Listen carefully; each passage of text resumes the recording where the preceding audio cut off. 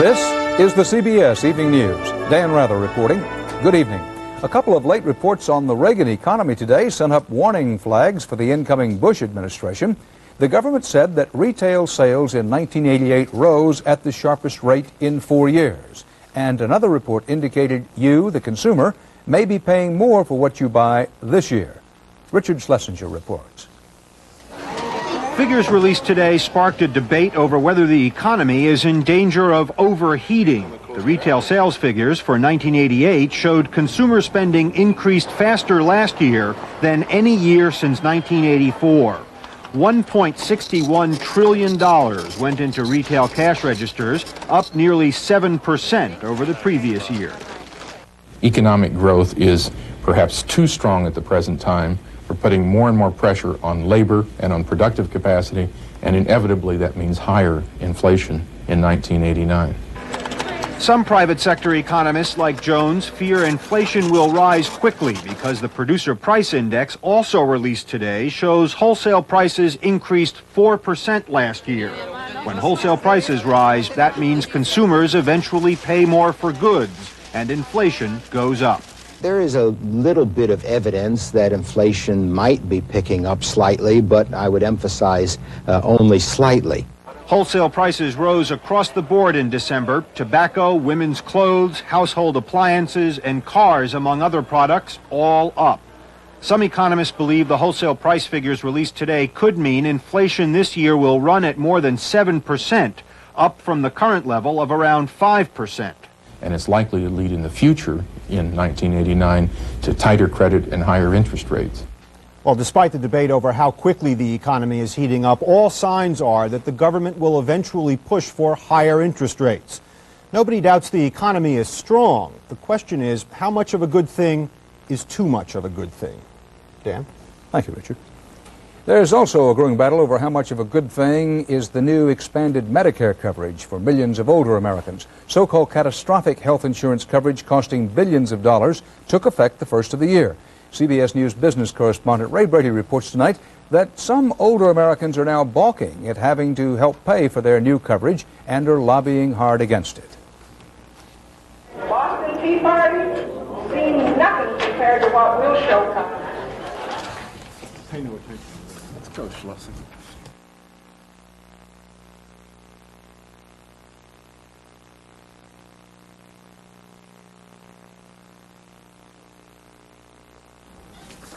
Well, we obviously are having some difficulties here, and that's the way it is sometimes with live television. We hope you'll bear with us. Let's move on to the next story. Following years of criticism from Congress and others about lax government enforcement of safety in the American workplace, new federal regulations were issued today. Eric Ingberg reports on the new rules about exposure to hazardous materials on the job. After 2 years of study, OSHA in one fell swoop slapped regulations on 164 potentially dangerous substances used in manufacturing, which have not before been covered by federal safety standards. OSHA tightened the rules on more than 200 other chemicals, in a move it said would save the lives of 700 workers a year who get cancer, heart disease, or other illnesses from contact with dangerous substances. Employers will benefit because we estimate that there'll be 55,000 fewer people who get ill as a result from exposures in the workplace. The rules limiting how much a worker should breathe or touch such common industrial substances as chloroform, carbon monoxide, and perchloroethylene used in dry cleaning mark the first time that OSHA has tried to tackle so many chemical dangers at the same time. The government said 4.5 million workers today are exposed to levels of danger that won't be allowed under the new rules. Industry spokesmen say OSHA is moving too fast. We have some concerns over how specifically OSHA was able to look at each of those limits and determine their scientific soundness. On the other side, unions charge the Reagan administration caved in to industry pressures for standards that are easy to meet. OSHA has generally rubber-stamped the same standards which industry has set for itself. These standards do not really protect workers. Industries are required to have the new OSHA standards in place by September, but some of the rules are expected to be challenged in court by companies which will charge they are too expensive and unnecessary. Eric Engberg, CBS News, Washington. Well, before the Friday gremlins got us, we were going to go to Ray Brady for his report on the controversy over expanded Medicare. Here's Ray's report now. Boston Tea Party seems nothing compared to what will show comes. They are senior citizens in revolt, charging that the nation's new catastrophic medical insurance is for them a disaster, one that will cost them more in taxes than other Americans pay. I don't think we got a square deal at all here. We didn't know about it. They sprung it on us. To pay for the expanded coverage, Congress slapped a new tax on the elderly. Those with incomes of $15,000 to $20,000 now must pay an extra $78 a year, rising to over $116 by 1993. But as incomes go up, so does the tax. At $40,000, this year's $800 surtax jumps to $1,050. It is apt to wreck the careful financial planning that I've done all my life. Washington's been flooded with mail. Many retirees saying 70% of them are already covered by private plans. Some congressmen now want to change the law, although others argue all that mail was from one economic class. What you're looking at is the wealthier people not wanting to pay the additional premium and wanting it to be more heavily subsidized. Most of us aren't wealthy, and if we are, so we have a few extra dollars, so what? The American Association of Retired Persons, the nation's biggest retirement group, supports the new law. Many people each year, millions, will benefit and be very grateful that this bill was passed. The AARP no longer represents the seniors on this issue whatsoever. Still, in an era of multi-billion-dollar deficits, the elderly may be among the first to face a new economic reality. Those people eligible for the benefits are the people that will be paying for it. That's a change in attitude in this country. Washington has been trying to figure out all kinds of ways to raise revenues without using the word tax. But the retired may be the first citizens to show that no matter what you call it, they don't want to pay it. Dan? Thank you, Ray. It's official. Oliver North will never face trial on the two main criminal conspiracy, cover-up, and corruption charges against him in the Weapons for Iran, What Happened to the Money case. Reason? Reagan-Bush administration refusal to supply certain documents needed for the trial. CBS News law correspondent Rita Braver has more on what happened and what might happen next. The central conspiracy charges against former National Security Council aide Oliver North were formally dropped today. Judge Gerhard Gesell ruling that with the intelligence agencies and the Attorney General refusing to make public key classified information, the court feels it has neither discretion nor legal authority to do anything other than dismiss. North must still face other charges, including obstruction of Congress, and his lawyers and the independent counsel immediately began arguing over his desire to use classified documents in his defense on those counts. Also still an issue, North's subpoenas of President Reagan and President-elect George Bush to testify at trial. Today, the Justice Department moved to quash those subpoenas, saying compelled testimony elicited through direct and cross-examination threatens the dignity and stature of the president. The department argued that during oral testimony, the president risks unwise disclosures that might have adverse effects on the nation's foreign relations. The prospect of a defendant who was concerned only with saving his own neck, cross-examining left and right on areas that touch on national security is not one that anybody would be happy with, and it's a prospect you can avoid if you submit written questions to the president. The administration is also expected to fight subpoenas of Secretary of State George Shultz and other top officials. North and his attorneys are expected to fight right back. Rita Braver, CBS News, Washington. And still to come on the Friday night CBS Evening News, correspondent Betsy Aaron on the new murder capital of the country and why, and Frank Courier on why trumpeter swans are dying from shots fired decades ago.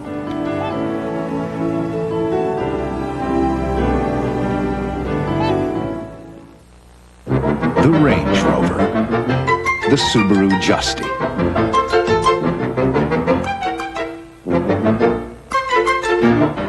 The Subaru Justy is the lowest priced four-wheel drive you can buy, and it can go just about anywhere the highest priced can. And some places it can't. The Subaru Justy. Think of it as a Range Rover that's more in your range. It's Color Tile's International Design 89 sale. Save up to 40% on the world's newest tile looks. This Mediterranean floor tile, now only $139. This Venetian wall tile, now $229. Imported patterns and florals starting at just 69 cents. And Color Tile's exclusive stone look vinyl tile, only $199. International Design 89 sale. Only through Sunday. And only at Color Tile. Come now and bring the beauty home. Oh no, not you again.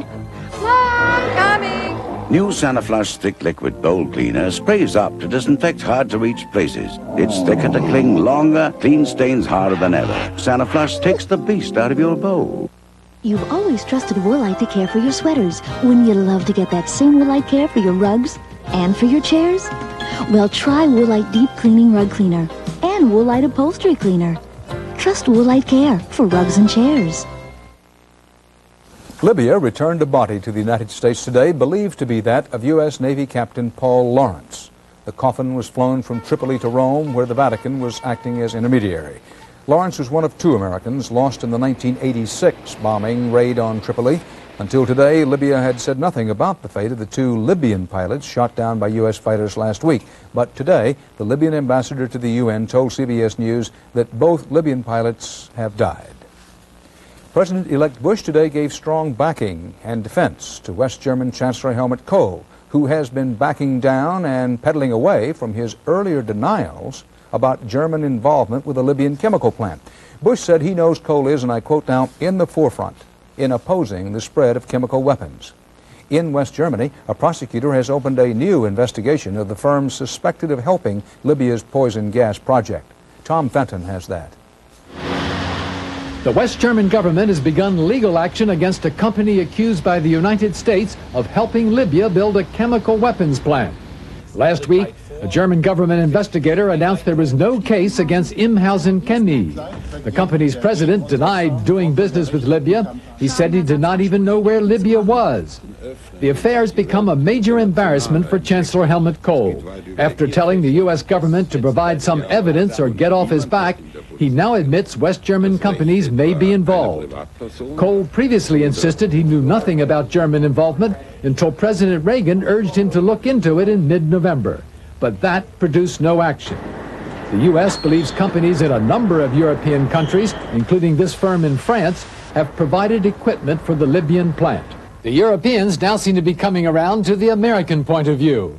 Their initial reluctance to take the American charges seriously may have stemmed partly from self-interest. Many of them have considerable trading activities with Libya, and because they don't want to face the nasty dilemmas that are then posed for all of us, if it is true, as I believe it is. The Allies were also inhibited by concern that the United States was about to repeat its 1986 operation and take direct military action against Libya.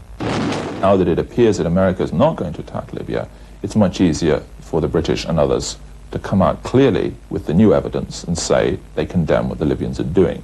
Intelligence experts believe Gaddafi will not be able to complete the plant or begin full-scale production of chemical weapons without substantial foreign help. The administration hopes that help will now be denied. Tom Fenton, CBS News, London. Last night, we reported to you the story of 6 men who survived 35 days under the earthquake rubble in Armenia. Today, the Soviet news agency that ran the story came in with an aftershock. TASS said it was not able to confirm the story told by a 50-year-old Armenian electrician. TASS said no one was able to find the other 5 men he said were trapped with him for 5 weeks in the basement of a ruined apartment house. The Soviet news agency concluded, everyone loves a miracle.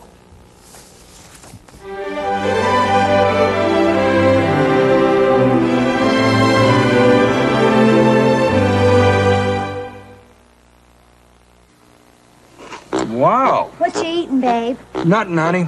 Oh, you can tell me. Kellogg's Nut and Honey Crunch. Looks good, Private. What is it?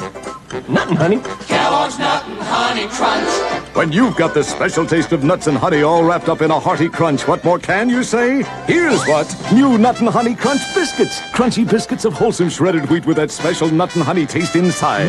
Wow. Kellogg's Nut and Honey. Now in biscuits, too. Crunch. You think my guys are going to be sidelined by a tough sinus cold? Not these Grabowskis. The congestion, the pain, the sinus pressure, as tough as it gets. New maximum strength Dristan is tougher. Dristan unblocks congestion here, sweeps away pressure here and here, knocks out sinus pain. And it won't make you drowsy. That's important. When you're playing with bears, when you can't call in sick, call on Dristan. It's maximum strength relief. With it, you can communicate instantly with anyone virtually anywhere in the world. With it, you can save time and money. Without it, you're just not dressed for business. The MCI card. It is America's business card. Time for a quick break and one of my favorite quick snacks, Sunsweet pitted prunes. Surprised? I don't know why. They're good for you and they're delicious. Rounder, plumper, Sunsweet. In just 7 days, we will witness the inauguration of a president. He will take the oath of office in a city that now tops a list no community wants to be on. He will take the oath of office as Americans are killing each other with a new kind of random ferocity. What accounts for these soaring murder rates in some cities? Correspondent Betsy Aaron looked at the American bloodbath.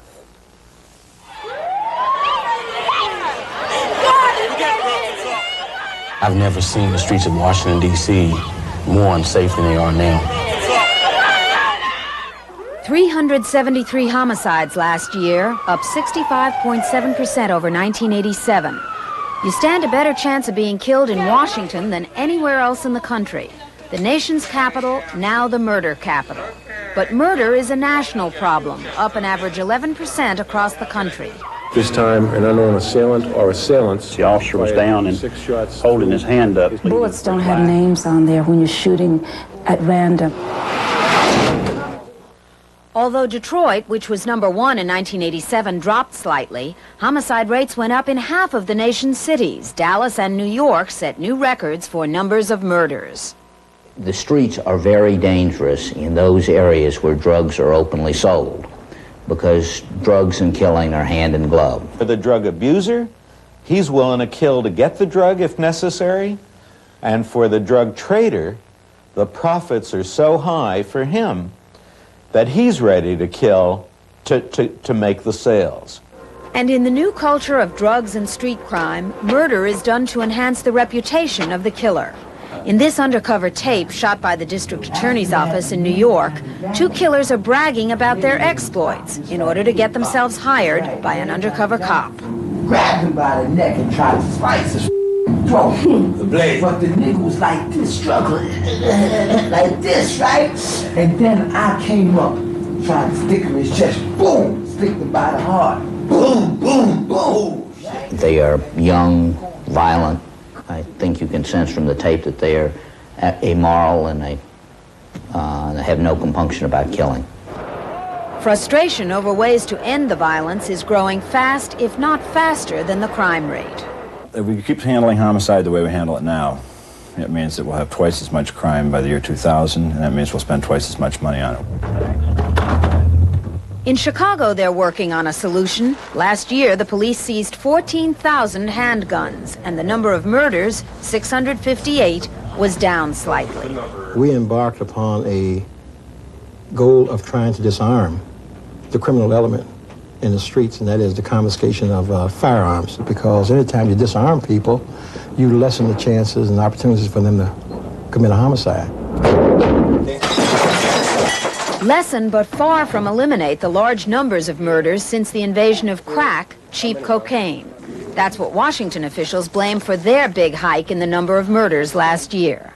What the homicide figures seem to be predicting is that unless there's a turnaround in the drug business, crack and then murder may soon be coming to a neighborhood near you. Betsy Aaron, CBS News, New York.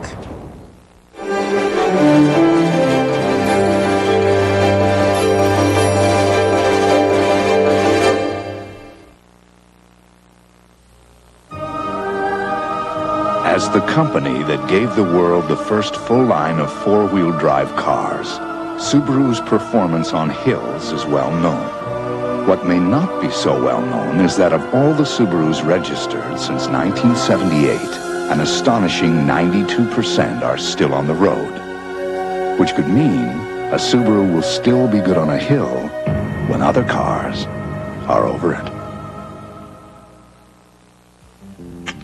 How come your coffee is darker than mine? Mine's decaffeinated Folgers Crystals. Yours is the decaffeinated brand you've been drinking for years. Mine's lighter looking. See these dark, sparkling crystals made from Folgers mountain-grown coffee.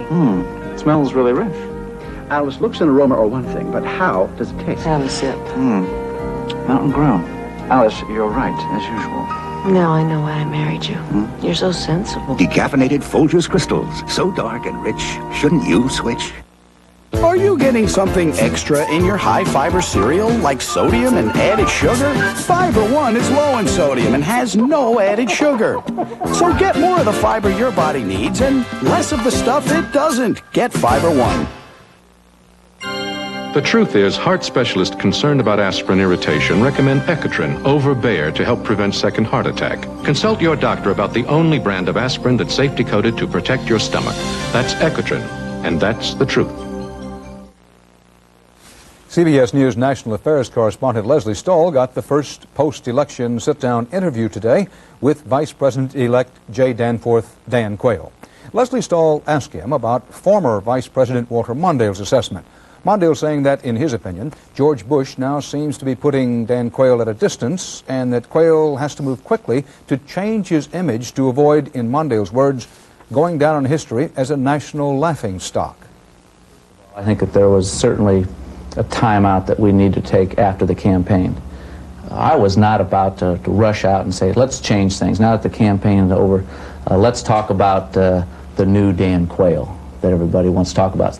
We don't have to make a public affirmation about the team and the closeness of Dan Quayle and George Bush.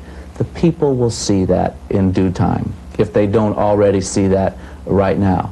For us to sit there and to say that we have to go out and to do something that would be different would be counterproductive.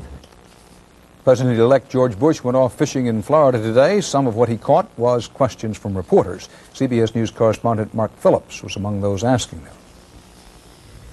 On his last free weekend before becoming president, George Bush has his priorities straight. I came down here to go fishing and to relax and not to have yet another news conference because I don't want to overburden you with access. But shedding the burdens of office isn't easy for the man who will be sworn in as president a week from now. Even here in the Florida sunshine, Mr. Bush could shed his shirt, but not the issues.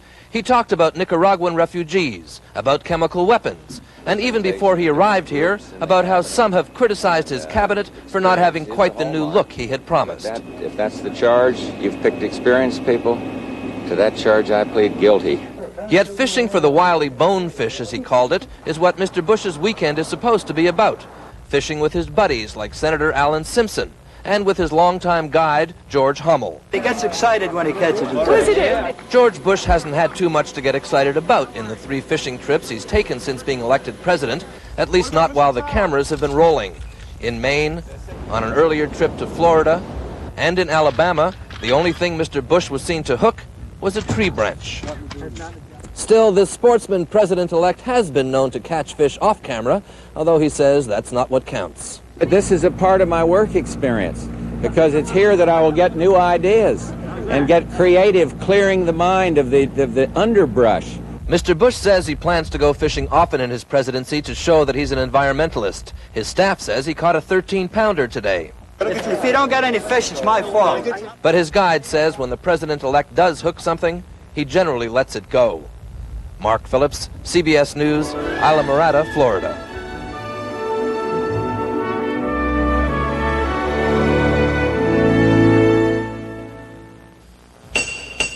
They weren't expecting a 70-year-old coach, that's for sure. But I held my own. All right, come on. They never even saw how scared I was. I wouldn't have tried for this job if it hadn't been for AARP. They've got a program that convinces employers that it's smart to hire people like me. I'm not old.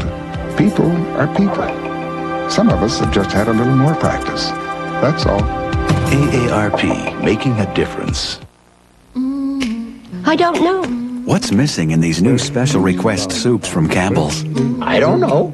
Want to guess? I don't know. About a third of the salt. That's what Campbell's soups are. Good. If you ask every American the meaning of success, you won't hear the same answer twice.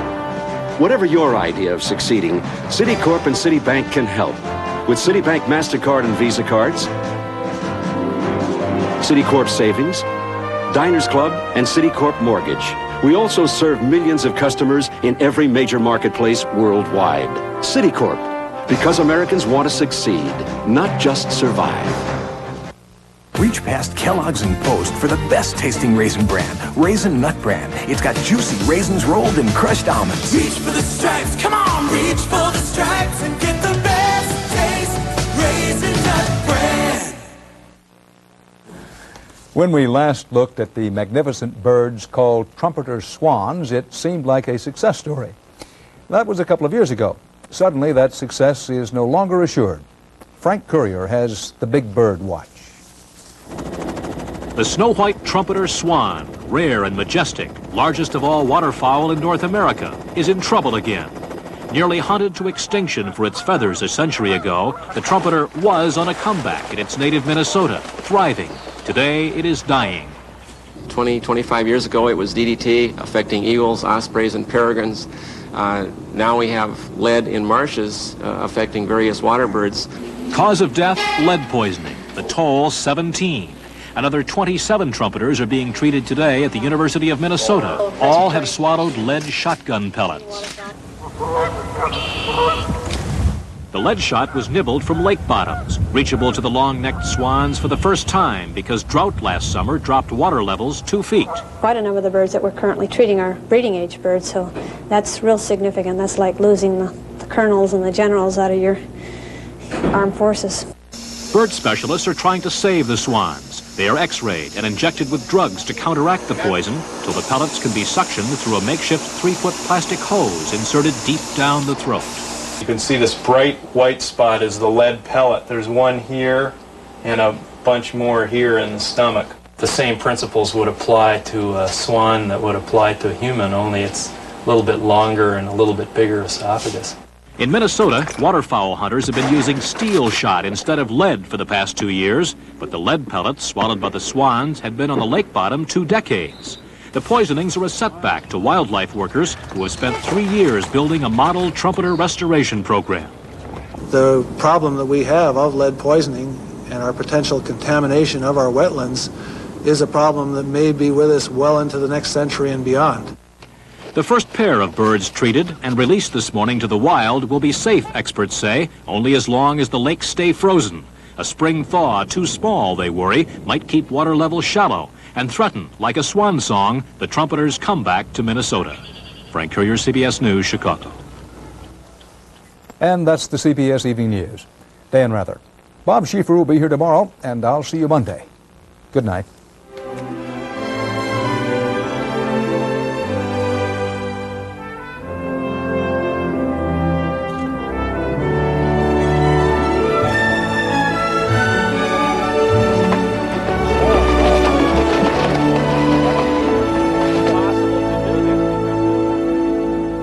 This is CBS.